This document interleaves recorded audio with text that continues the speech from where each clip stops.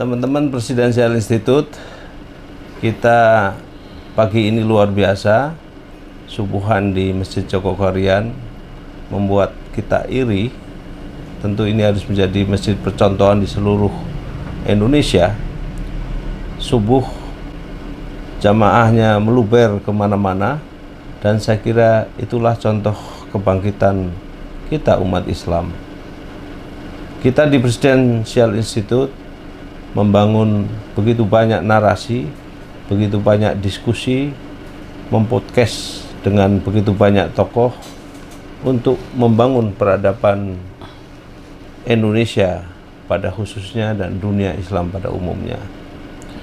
Pak Kiai, saya kira Kiai kita ini Pak Muhammad Jazir itu bisa memberikan sedikit sentilan kepada para generasi kita, masjid kita pada umumnya, dan bagaimana tantangan dakwah kita ke depan.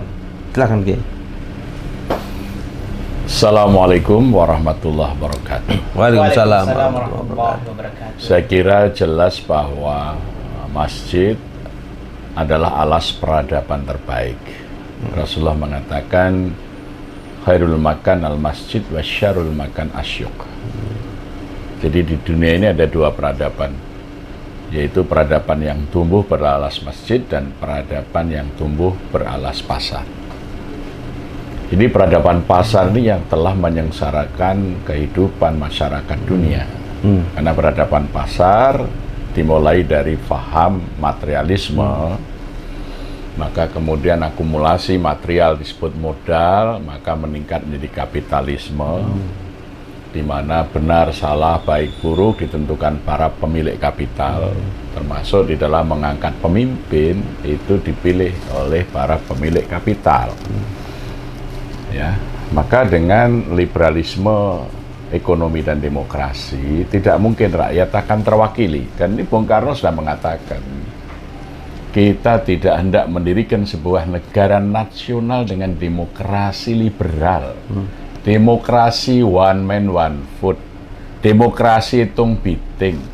Sebab kalau demikian yang terjadi, hanya para pemilik modal lah yang bisa mendirikan dan mengendalikan partai-partai politik. Dan itu terjadi saat ini. Tokoh-tokoh kita hanya akan menjadi buruh politik.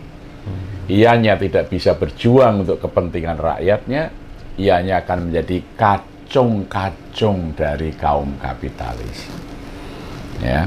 Jadi sekarang ini problem kita adalah ketika peradaban berada di pasar. Jadi kapitalisme itu menjadi dasar. Ya. Ustadz yang mengajarkan nilai-nilai kebajikan bisa ditolak oleh istana, dan koruptor yang punya dana dikasih karpet merah masuk ke istana. Ini adalah peradaban terburuk. Ya.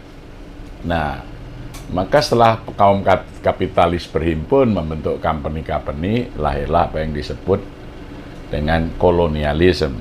Karena dimulai dari Spanyol, kolonia itu adalah tanah baru.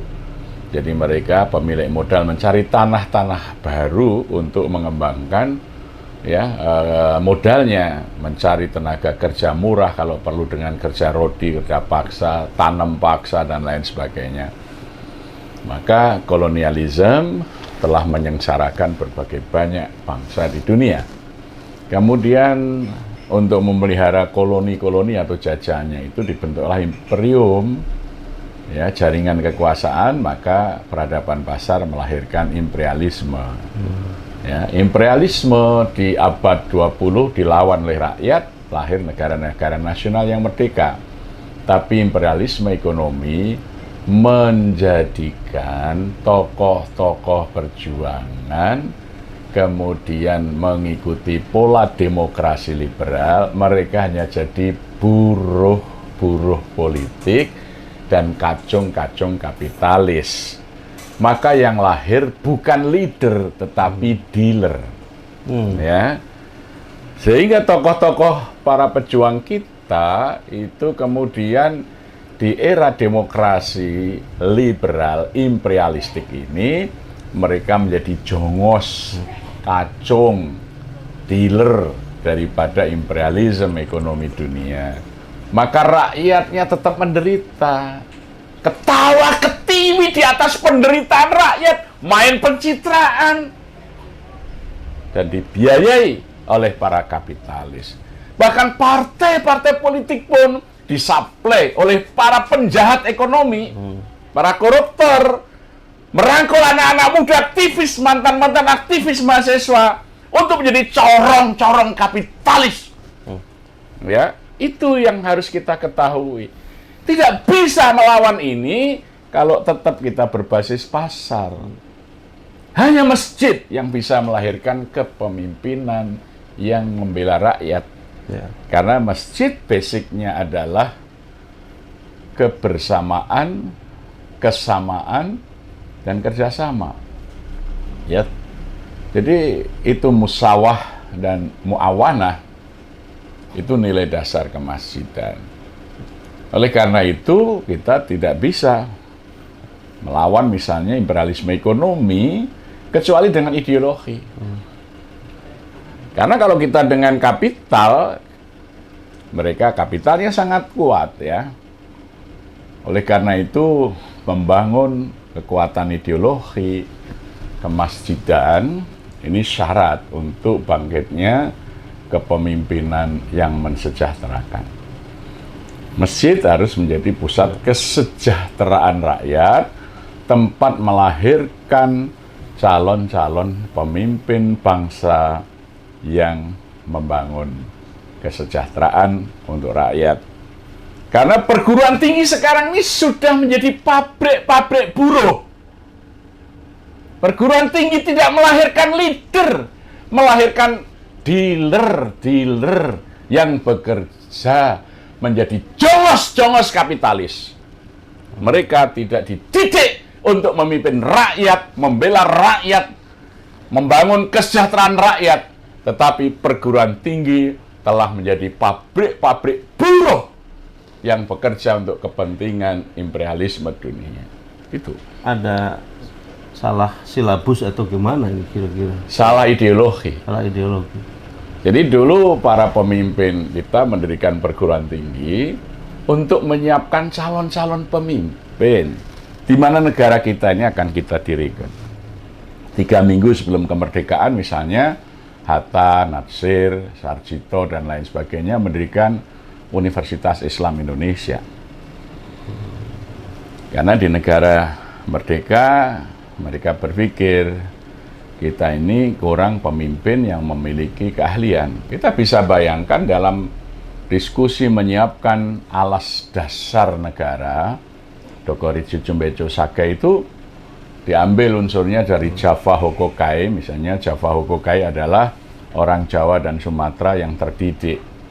Kemudian diperluas, mengundang dari Borneo, dari Celebes, dari Indonesia Timur. Dan yang kedua, diundang perwakilan dari Majelis Syuro Muslimin Indonesia, bukan partai ya, Masyumi waktu itu sebagai wadah berhimpunnya seluruh ulama-ulama Indonesia di masa Jepang yang dibentuk oleh Ki Bagus Satikusumo ya, dalam kontrak perjanjian dengan Jepang membantu memenangkan perang Asia Timur Raya ya. Maka Majelis Syuro Muslimin ini bergerak bersama Java Hokokai untuk membangun kader-kader pemimpin militer melalui peta pembela tanah air, kemudian lahir Romusha untuk menyiapkan logistik perang, dan lain sebagainya. Dibentuk Gotori Gumi untuk membangun pemerintahan dari daerah sampai ke pusat, bagi menyiapkan calon-calon pemimpin yang memimpin negara di mana ketika nanti tentara pendudukan Jepang memberikan kemerdekaan. Nah, kembali ke masjid, Kiai. Masjid sebagai simbol-simbol perjuangan umat ini kan harus diwarnai oleh aktivitas yang mumpuni juga, seperti halnya Masjid Jogokarian kan yang luar biasa.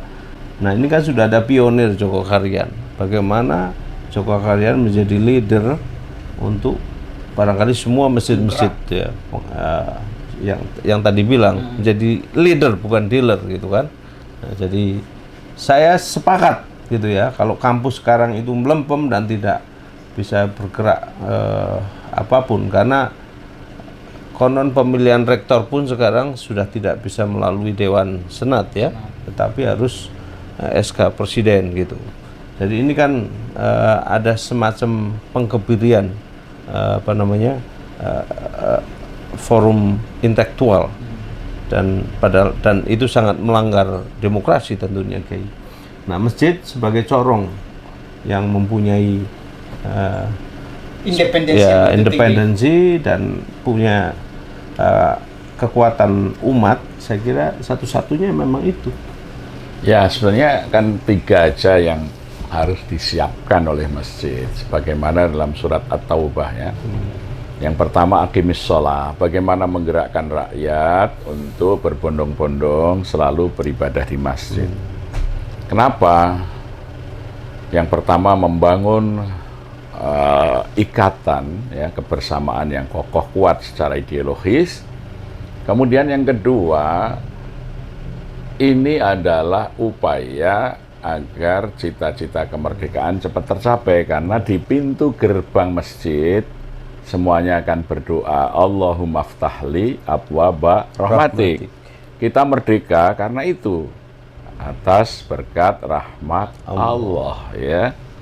Jadi menggerakkan rakyat untuk bersama ke masjid itu tugas konstitusional ya. Itu diabadikan di dalam pembukaan Undang Dasar 45 itu, atas berkat rahmat Allah yang Maha Kuasa dan didorongkan oleh keinginan yang luhur supaya berkehidupan kebangsaan yang bebas, maka rakyat Indonesia menyatakan dengan ini kemerdekaannya. Bukan hanya tugas DKM ya? Bukan. Jadi kita merdeka adalah karena atas berkat rahmat Allah. Itu dibuktikan Allah memberikan kemerdekaan kita hari Jumat Legi tanggal 9 Ramadan tahun 1364. Jadi kita itu awal Ramadan. Kita ini jauh dari rahmat karena jauh dari masjid. Nah, makanya itu satu, gerakan rakyat dimobilisasi, maka bisa dilihat Joko Kandilu 5 waktu jamaah penuh. Kemudian yang kedua, wa'atu zakat. Kalau masyarakat dianjurkan bayar zakat, tugas DKM adalah memberdayakan ekonomi rakyat agar rakyat-rakyat yang semula menjadi mustahik menjadi muzaki. Ini kami lakukan saat tahun 2003. 2003 itu kami punya 19 muzaki saja. Zakat mal yang kita himpun hanya 5 juta setahun. Sekarang kita punya 659 muzaki dengan total zakat malnya saja itu 2,9 miliar. Dan 80% itu dulu adalah mustahik. 80% dulu mustahik. Ya. Jadi itu karena program. Jadi kalau ada masjid tidak punya program kegiatan pemberdayaan ekonomi, bukan masjid, itu musola atau langgar. Karena masjid itu 3. 1, mobilisasi rakyat untuk sholat berjamaah. Itu sesuai dengan narasi adzan, hayya 'alas shalah, hayya 'alal falah. Ayo berjamaah ke masjid, ayo raih kebahagiaan, raih kesejahteraan, raih kemenangan. Sekarang ini banyak masjid dibangun, umat Islam makin dihina, makin direndahkan. Dan mewah-mewah. Karena kurang ajarnya pengurus masjid. Rakyat haknya diambil hanya untuk membangun bangunan. Dosa itu, zalim itu.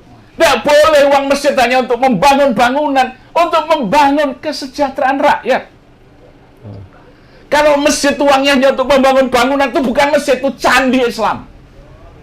Goblok itu pengurus masjidnya, nggak paham tentang masjid. Ya. Jadi harus direvolusi. Dosa itu infak masjid hanya untuk membangun menara yang megah. Rakyatnya mau kuliah, mau sekolah nggak punya uang, dibiarin saja. Rakyatnya mau buka usaha nggak punya modal, dibiarin saja. Kurang ajar! Sesat pikiran pengurus masjid yang begitu. Itu bukan masjid, itu candi Islam. Karena tugas yang kedua DKM adalah memberdayakan ekonomi rakyat sehingga dia bisa menjadi pembayar zakat. Itu wa'atu zakat. Tugas masjid itu. Alhamdulillah kita di sini sekarang bisa membina 93 UMKM. Kalau Anda subuh datang di sini, sholat tuh sampai ke jalan-jalan karena Sabtu dan Ahad kita buat pasar rakyat. Jamaah kita berikan voucher belanja untuk membeli produk-produk rakyat. Ya. Karena semua ibadah di dalam Islam itu sumber ekonomi, sumber kesejahteraan. Ya, satu contoh pecinya saja. Kalau Anda pakai peci BGW ini, ini orang Gresik yang untung. Maka kami di Jogokarian buat peci batik Jogokarian. Saya udah beli 2. Ya. Sekarang ini warga kami ada 15 kepala keluarga hidup dari membuat ini. Masya Allah. Ya, 15 saya pakai baju batik, ya batik tulis, sehingga para pembatik di sini bisa hidup lagi. Ya, maka zalim itu ustadz-ustadz itu tidak soleh ekonomi ketika dia khutbah ke masjid pakai jubah, pakai surban, tapi made in China. Kurang ajar ustadz seperti itu. Kalau di sini made in China, keluar! Karena dia tidak soleh secara ekonomi, dia tidak punya tanggung jawab mensejahterakan umatnya. Ya, ini. Kemudian yang ketiga, walam yahsya ilallah. Dibina keberanian. Tidak boleh orang itu takut kecuali hanya kepada Allah. Ya. Lah inilah yang di kampus tidak ada materi pokok ini. Di masjid, yang ketiga itu walam yahsya ilallah. Dosa itu takut kepada yang lain selain Allah, itu syirik itu. Ya, maka 3 peradaban masjid tadi, aqimis shalah wa atuz zakah, yang terakhir walam yahsya ilallah. Ini yang harus dilakukan. Ketika masjid tidak melakukan 3 hal, rakyat akan menjadi penakut. Ya, kepada penguasa yang goblok bodoh saja takut, tidak berani meluruskan dan membenarkan. Ulamanya bisu, tidak berani bersuara. Itu saya kira ulama yang jarang sholat berjamaah ke masjid. Tidak ada timbul keberanian. Takut kepada penguasa, takut. Tidak bisa. Ya. Masjidlah peradaban yang memerdekakan sesungguhnya. Karena tidak takut kecuali hanya kepada Allah, itu merdeka yang sesungguhnya. Dan itulah tujuan kemerdekaan. Freedom from fear. Hilang rasa ketakutan. Itu dibangun dari masjid. Ini kalau masjid tidak melakukan 3 itu, bukan masjid itu. Candi. Candi Islam. Iya, itu candi Islam. Luar biasa, Kiai. Ya. Ya, saya kira waktu juga membatasi kita, tapi sebelum kita close, ada close statement dari Kiai Muhammad Jazir sebagai Ketua Dewan Syuro di Jogokarian ini. Ya, saya kira harus kita kembalikan. Fungsi masjid adalah tempat melahirkan pemimpin-pemimpin bangsa yang bisa memerdekakan rakyat dengan semerdeka-merdekanya. Hanya dengan kembali ke masjid, Indonesia akan menjadi negara yang benar-benar merdeka. Luar biasa, Presidential Institute, dimanapun kalian berada. Sayyidina Ali pernah mengatakan, iman seseorang itu akan tumbuh di masjid dan hilang di pasar. Bagaimana untuk menumbuhkan iman kembali? Ya harus sering-sering ke masjid. Kira-kira begitu. Itu ya. Insya Allah. Pasar, bagaimana tempat menghidupkan ekonomi, membangun ekonomi umat. Tapi jangan lupa imannya, karena iman tadi seperti Kiai katakan, iman itu hanya bisa ditumbuhkan di pasar, digembleng, dimanage, dan bagaimana masjid menjadi sebuah institusi formal sebagai stempel keumatan untuk membangun ekonomi rakyat, membangun pemuda yang kuat, membangun masa depan Indonesia yang jaya, yang tidak bergantung kepada kekuatan asing. Mudah-mudahan pagi yang penuh berkah, sahabat Presidential Institute bisa menikmati semangatnya Kiai Muhammad Jazir yang luar biasa. Walaupun umur sudah kepala 7, tapi semangatnya 17 tahun. Luar biasa. Allahu Akbar. Wassalamualaikum warahmatullahi wabarakatuh. Salam. Terima kasih. Alhamdulillah.